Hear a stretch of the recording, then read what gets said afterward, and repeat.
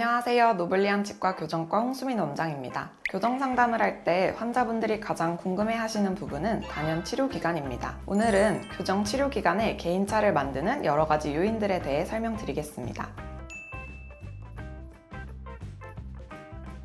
가장 큰 차이 중 하나는 부분 교정인지 전체 교정인지입니다. 부분 교정과 전체 교정은 교정 치료의 목표 자체가 다릅니다. 예를 들어 살짝 삐뚤 앞니만 가지런하게 펴는 부분 교정은 보통 3에서 6개월이면 끝나지만 전체 치열과 위아래 교합을 맞추는 전체 교정은 당연히 그 이상의 오랜 시간이 필요합니다. 두 번째는 치아가 얼마나 불규칙한가입니다. 치아가 겹쳐진 정도가 심하거나 많이 회전되어 있거나 매복치가 있는 경우 단순히 가지런히 보이게 만드는 것뿐 아니라 치아 뿌리 위치까지 신경을 써야 하기 때문에 올바른 위치로 배열하는 초기 단계에서 더 많은 시간이 소요됩니다. 세 번째는 전체 교정에서 발치 여부입니다. 발치 교정을 하는 경우 발치한 공간을 폐쇄하는 과정이 추가됩니다. 치아는 한 달에 약 1mm 내외로 이동하므로 일반적으로는 비발치보다 공간 폐쇄 기간만큼 전체 기간이 연장되는 경우가 많습니다. 하지만 발치를 했다고 무조건 오래 걸리는 건 아니고요. 오히려 덧니가 너무 심한 경우 발치 교정으로 치료 기간이 짧아질 수도 있습니다.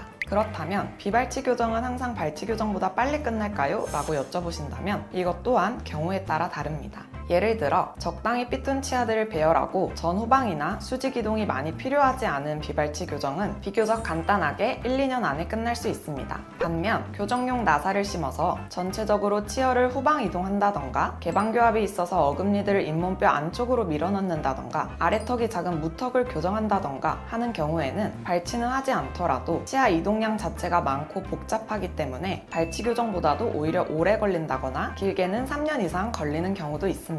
네 번째는 나이와 생물학적 반응입니다. 치아가 교정력에 의해 이동하기 위해서는 치조골 안에서 본 리모델링, 즉 골 개조 과정이 필요합니다. 성장기 환자는 뼈 리모델링이 활발해서 치아 이동이 비교적 유리한 경우가 많지만 성인은 청소년들에 비해 치밀한 골 구조 때문에 이동 속도가 상대적으로 완만할 수 있습니다. 성인이라고 교정이 안 되는 게 아니고 충분히 좋은 결과를 얻을 수 있지만 성장기 아이들과 비교하여 생물학적 반응의 차이가 있음을 아시면 좋을 것 같습니다. 다섯 번째는 환자의 협조도인데요. 현실적으로 치료 계획을 실현하는 데 이 요소가 굉장히 중요합니다. 주치의가 요구하는 대로 고무줄을 잘 끼는지, 투명 교정을 하시는 분들은 장치를 충분히 잘 착용하는지, 예약 날짜를 잘 지키는지에 따라 치료 기간 차이가 굉장히 커질 수 있습니다. 협조도가 낮을 경우 계획된 치아 이동이 일어나지 않아 치료 기간이 무기한 연장될 수 있습니다. 교정 치료는 의사 혼자 하는 치료가 아니라 환자분과 함께 만들어가는 치료라고 볼 수 있습니다.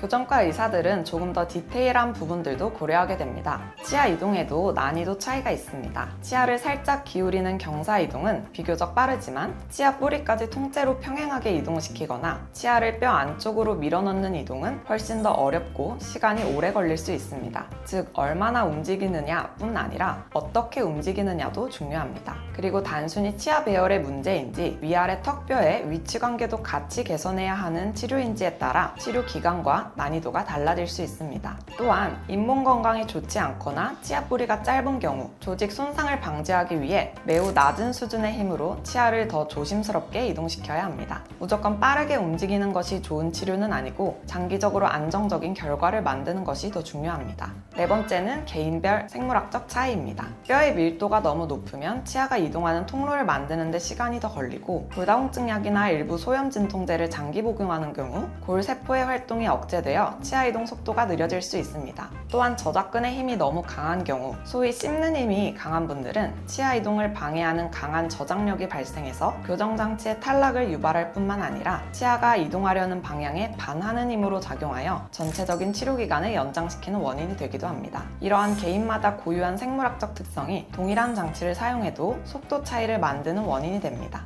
교정은 처음 계획 그대로만 진행되는 치료는 아닙니다. 치료 도중 충치 치료가 필요해지거나 장치가 반복적으로 떨어지거나 연구치가 이상한 위치로 맹출한다거나 미니스크류가 탈락하는 등의 변수가 생길 수 있습니다. 이런 요소들도 전체 치료 기간에 영향을 줄 수 있습니다. 다음은 마무리 단계인데요. 환자분들은 어느 정도 치아가 가지런해지면 거의 다 끝난 거 아닌가요? 라고 하시는 경우가 많습니다. 그런데 교정과 의사는 마지막 피니싱 단계를 굉장히 중요하게 봅니다. 위아래 치아가 잘 맞물리는 있는지, 교합은 안정적인지, 치아 뿌리 방향은 괜찮은지, 치아 높이가 인접 치아랑 비교했을 때 적당한지 등을 마지막까지 조정하게 됩니다. 겉보기엔 거의 끝나 보여도 실제로는 이 마지막 디테일을 맞추는 과정이 남아있는 경우가 많습니다.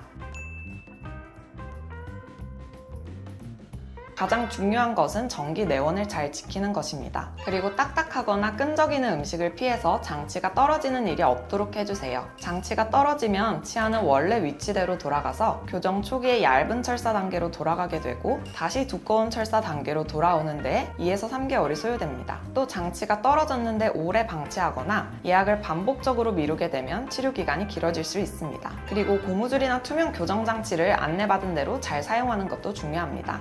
이를 계속 꽉 깨무는 습관이 있으면 치아 이동에 방해가 됩니다. 그리고 습관이 지속되면 치아 자체와 턱 관절에도 무리가 가므로 하지 않아야 합니다. 이런 주의사항들을 잘 지키는 것도 중요하지만 무조건 빨리 끝내는 것만이 목표가 되어서는 안 됩니다. 교정 치료는 속도보다 안정성과 완성도가 더 중요한 치료입니다. 교정 치료 기간은 단순히 평균 숫자만으로 결정되는 것이 아니라 치아나 골격 상태, 치료 난이도, 치료 과정에 대한 환자분의 협조도 등 여러 요소가 함께 영향을 줄 수 있습니다. 조금 느리게 느껴지더라도 주치의는 환자분의 치아 뿌리와 잇몸 건강을 지키며 최선의 결과를 향해 가고 있다는 점을 신뢰해 주시기 바랍니다. 궁금한 점이 있다면 편하게 상담 받아보시길 바랍니다. 이상 홍수민 원장이었습니다. 감사합니다.